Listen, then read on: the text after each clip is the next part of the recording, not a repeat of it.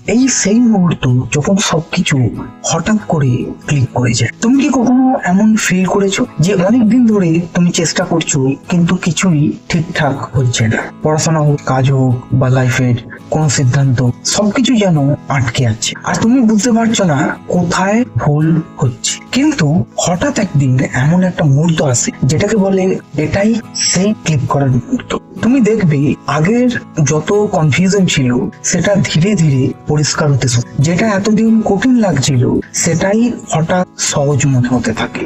আসলে ব্যাপারটা ম্যাজিক না, ব্যাপারটা হলো তোমার ব্রেন ধীরে ধীরে শিখে নিচ্ছিল আর এক সময় সবকিছু কানেক্ট হয়ে যায়। ধরো তুমি একটা নতুন স্কিল শিখছো, যেমন ধরো ইংরেজি বল, কোডিং বা গিটার বাজানো। প্রথমে মনে হবে কিছুই হচ্ছে না, তুমি বারবার ভুল করছো, এগোচ্ছ না। কিন্তু তুমি যদি থেমে না যাও, প্রতিদিন একটু একটু করে প্র্যাকটিস করতে থাকো, তাহলে একদিন হঠাৎ করে তুমি বুঝবে আরে আমি তো এটা পারছি। এটাই সেই ক্লিক করার মুহূর্ত। লাইফে ঠিক একই জিনিস হয়। তুমি হয়তো একটা চাকরি খুঁজছো বা নিজের ক্যারিয়ার নিয়ে কনফিউজ আছো, সবাইকে দেখে মনে হচ্ছে তারা এগিয়ে যাচ্ছে আর তুমি জানো একই জায়গায় দাঁড়িয়ে আছো। কিন্তু বিশ্বাস করো বন্ধুরা, ভেতরে ভেতরে তুমি গ্রো করছো। শুধু সেটা তখনই বুঝতে পারবো যখন সেই ক্লিকিং পয়েন্টটা আসে। আর একটা জিনিস খুব গুরুত্বপূর্ণ, তাড়াহুড়ো না করা। তুমি যদি বারবার নিজের উপর চাপ দাও যে আমাকে এখনই পারতেই হবে, তাহলে তুমি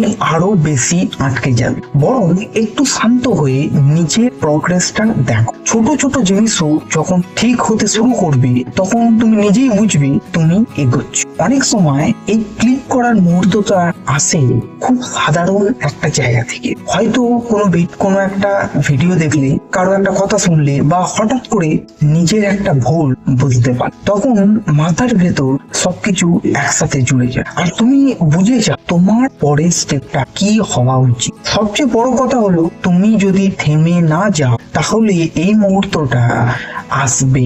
অনেকেই মাঝপথে হাল ছেড়ে দেয় আর তারাই এই ক্লিকটা মিস করে ফেলে। কিন্তু যারা ঘুরে থাকে তারা একদিন হঠাৎ করে বলে এটাই ছিল সেই দিন যেদিন সবকিছু ক্লিয়ার হয়ে গেল। অনেক সময় এই ক্লিক করার মুহূর্তটা আসে খুব সাধারণ একটা জায়গা থেকে। হয়তো কোনো একটা ভিডিও দেখলে, কারো একটা কথা শুনলে বা হঠাৎ করে নিজের একটা ভুল বুঝতে পার, তখন মাথার ভেতর সবকিছু একসাথে জুড়ে যায় আর তুমি বুঝে যাও তোমার পরের স্টেপ কি হওয়া উচিত। সবচেয়ে বড় কথা হলো তুমি যদি থেমে না যাও তাহলে এই মুহূর্তটা আসবে।